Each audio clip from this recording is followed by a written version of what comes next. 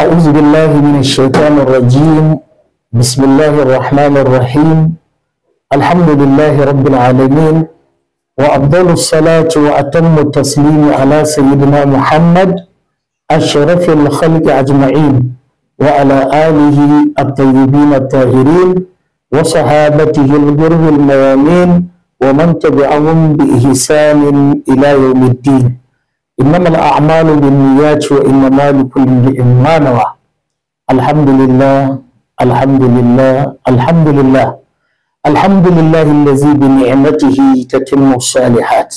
muna godiya ga Allah sarki mai kowa sarki mai komai, wanda a cikin falalarsa da karamcinsa ya kawo mu wannan lokaci gidan rediyo na Ƙadiriya da kuma gidan talabishin na Ƙadiriya.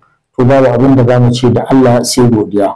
Wannan abu ne da mun daɗe muna ta fatan Allah ya yi mana mun daɗe muna ta burin wannan dama ta samu. To alhamdulillah gashi Allah ya bamu. Allah muna roƙonka ka sanya albarka a cikin wannan gida. Allah ka sanya albarka a cikin wannan gida. Allah ka sanya albarka a cikin wannan gida.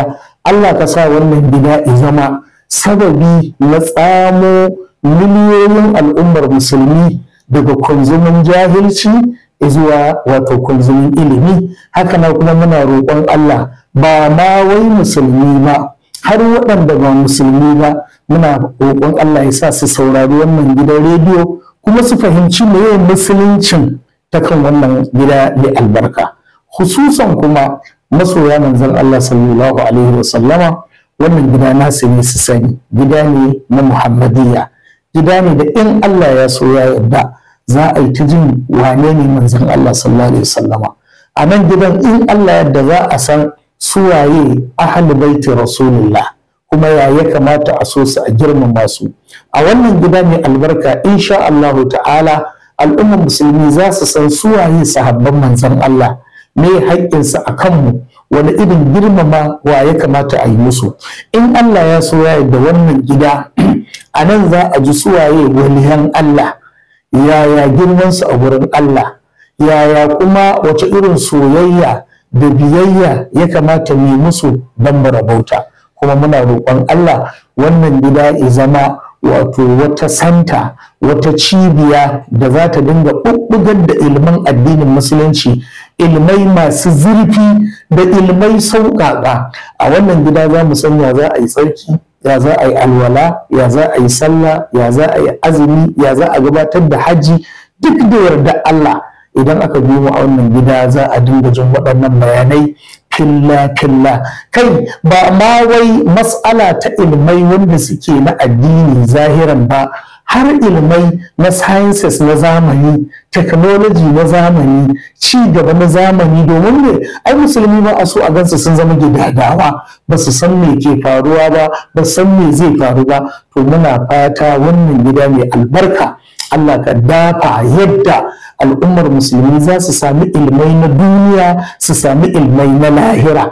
Kai har yanayin tattalin arziki da yanayin zamantakewa na rayuwa, wannan gida insha Allah ta'ala ya ɗauko shirye-shirye wanda zai dinga haska wa mutane ya kamata musulmi ya zauna da ɗan uwansa musulmi, ya kamata musulmi ya zauna da ɗan uwansa ma wanda ba musulmi ba. Kuma wannan gida zai ba da gudunmawa da yarda Allah wurin ci gaban ƙasa ita kanta Najeriya. Shin ya kamata ɗan Najeriya ko musulmi ya zauna wato zaman kashe wando? A'a, ya kamata ya nemi abinci, ya kamata ya sana'o'i.